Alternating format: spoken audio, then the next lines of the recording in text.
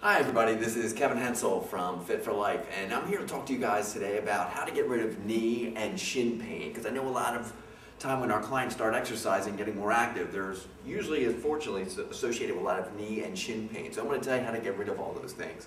And usually the reason why we get so many issues with our knees and our shins is because of our foot mechanics. A lot of us have really flat feet, which is called pronation, or we might have a really high arch, which is called supination. But a flat foot creates all kinds of imbalances, which usually creates a lot of weakness in the front of the shin and the tibialis anterior and posterior, if you want to be technical. A lot of tightness throughout the calf, and the upper part of the calf is called the gastrocnemius. The lower part of the calf is called the soleus. A lot of tightness in the quadriceps, a lot of weakness in the hamstrings, primarily the inner part of your hamstring, which is called your semimembranosus and tendinosus, and a lot of weakness throughout your gluteals, the upper butt cheek, called your gluteus minimus and medius, and the maximus, which is the big part down at the bottom, and usually a lot of tightness throughout the hip flexor. So I'm going to show you some specific stretching exercises, some specific strength training exercises, as well as some self-massage techniques you can use as well. And the first thing we want to do is when we're going to be starting all these is to start with our stretching. The best way to stretch your calf is actually to have some kind of step, or it can be the curb, or it can just be a slight elevation. It doesn't need to be very high. This is just a step that we had lying around. And basically you're just going to hop up. You're going to let one heel drop straight down to the ground. And to increase intensity, you can slightly lean forward. And you're just letting your heel drop to the floor. Trying to keep your body nice and straight. Try not to bend forward and stick your butt out. Keep your body up nice and straight. Slightly lean forward. You're going to feel a big stretch. This is stretching primarily the upper part of my calf and the gastrocnemius. And you also want to turn your direction. You want to turn a little bit to the right, and then you want to turn a little bit to the left, because you can hit different fibers. And you want to stretch the fibers that are the tightest. In this case, it's usually going to be the fibers that are going to be on the inside. So you're going to let your heel drop, rotate a little bit inward, lean forward to get the extra isolation, and then rotate apart, rotate away. And you want to hold this stretch for about 30 to 40 seconds. If you notice there's one side tighter than the other, hold the tighter side about another 15 to 20 seconds, because you're going to notice you're going to have one side a lot tighter than the other. And then when you rotate the direction, if you feel it tighter in one particular direction, hold that for another 15 or 20 seconds. But try to hold it 30 to 40 seconds each position. Now you also want to stretch the lower part of your calf, called your soleus, and it's about the midway all the way down into your Achilles tendon. And what you have to do here, it looks very similar to what we just did. You basically let the heel come down, but you want to bend the knee about 20 degrees between here and here. Don't go too far. You can just put a little bit of pressure downward. This might feel a little uncomfortable, and you might feel it on the top of your foot. If it is, it's a little too much pressure, so try not to put all your weight through it. Just put gentle pressure. Keep that knee nice and bent. And once again, you want to rotate your body position. You want to rotate a little bit inward, and then you want to rotate a little bit outward as well, and isolate the fibers that are the tightest. If you feel it tighter when you turn inside, hold that position 30 seconds and hold. Good. Now that's going to take care of the calf. Remember, you want to just do that about 1 to 2 times a day and spend about 30 seconds on each spot, the upper and the lower calf. And if you feel it's really tight when you rotate, hold that spot and again for another 30 seconds. Now I also want to strengthen our shins. So what we're going to do is I want to make sure we're focusing on this particular area in the front. So you can basically hold on to the wall or anything in front of you. You just want to be basically here. In this case, I'm just going to put my hands out straight. And you just want to pull your toes up. Maybe here, you're pulling your toes up, but just make sure you don't pull your butt back at the same time, because that's kind of cheating. So I want to make sure you're really focusing in on your shins. So you're just going to pull your toes up, keep your body lean forward, and you might not see a lot of motion. There's not a lot of range of motion here. See where it come up? Hold for about 2 seconds, 1, 2, let it come down, tap the floor, up, hold, 1, 2, tap the floor, and right back up. You want to do about 20 to 25 repetitions. Then you want to go into a little bit of a knee bend, so you're going to kind of squat down just about an inch or two, and then you're going to pull your toes up again. And just remember, don't do that. That's cheating.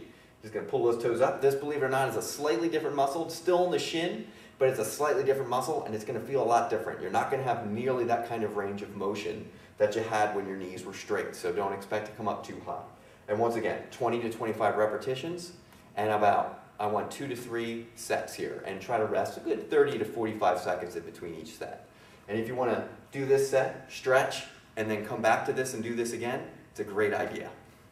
Next, what we're going to do is I want to focus on stretching your quadriceps. This is another common area that gets really, really tight, and then usually what happens when something gets really, really tight, the opposite area gets really, really weak. So we want to strengthen our hamstrings and stretch our quadriceps. Here, pretty easy. All we can do is we just want to grab our heel, You want to squeeze your knees together so they're almost touching, and you want to squeeze your butt cheeks together, because when you squeeze your butt cheeks together, that helps flatten your low back and it helps isolate the front of our thigh in our quadricep musculature here. So you want to have the knee facing straight down to the ground. You want to hold on to something so you don't fall over and kill yourself. And just remember, good posture, upright body position. If you find it really difficult to grab your leg because you're really tight here, you can very easily just put your leg and put it on the top of a counter, on the back of a chair, something that's going to support it so you don't have to hold on to it and feel like you're kinked over to the side and you're going to injure your back just holding the position. Now, what we want to do with the strengthening here is we want to strengthen our hamstrings. So here, we want to basically, going to have to lay down on this one. So we're going to lay down. We're going to have our feet can be propped up on a bench. They can be just as easily on the floor. This is a little bit more isolating, so we're going to start here. And we're just going to be laying flat on the ground. We're going to raise our butt straight up in the air. We're going to hold 2 to 3 seconds. 1, 2, coming down, your butt will lightly touch, and coming right back up again. This is called a hip bridge. We want to do 20 to 25 repetitions. Come up, hold, squeeze your cheeks together at the top, and you're going to feel your hamstrings squeeze together quite a bit here. And we're going to come on up and hold. When you want to make this a little bit more intense, you can raise one leg out. It's much more difficult now.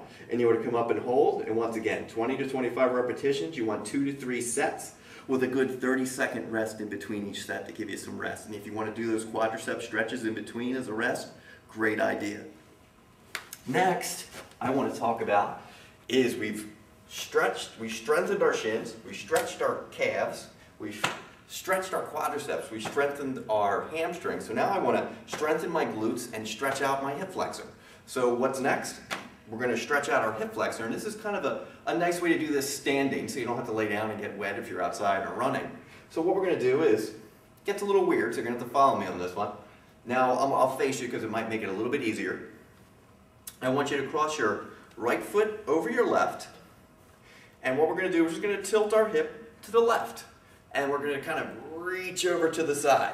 Now what we're going to do by doing this, I'm stretching obviously all throughout here, but I'm also stretching my hip flexor at the same time. So if you want to isolate the stretch a little bit more with your left toe when we were in this position, if you want to point your left foot in a little bit, cross the right foot over, tilt your hip to the left, and then reach over, and you're going to notice it's going to feel a lot different. It's going to be a lot more isolating in our hip flexor, which is probably going to be pretty tight. And this is stretching my left side, right here. And so now we've stretched out our hip flexor, so I want you to do that stretch about 30 seconds. And like again, if you notice there's a tight side, hold that side for an extra 20 seconds. Because if you keep holding them the exact same time and one side's a little tighter than the other, the imbalance between them will always stay the same. So now that we've got our hip flexor stretched out, I want to strengthen our gluteals, as well as our gluteus minimus and medius, which is kind of our upper butt cheek muscles. Kind of right about here. So the minimus and the medius. So we're going to do a little fun exercise here. I'm just going to scoot this out of the way. Have a little room so you can see what's going on. Now with this one, it's kind of a combination. I'm going to do a little bit of both. So I want you to be elevated on your hip. Your bottom knee will be bent. So we're going to be up nice and straight. I want the chest up and lifted. And we're going to raise this leg.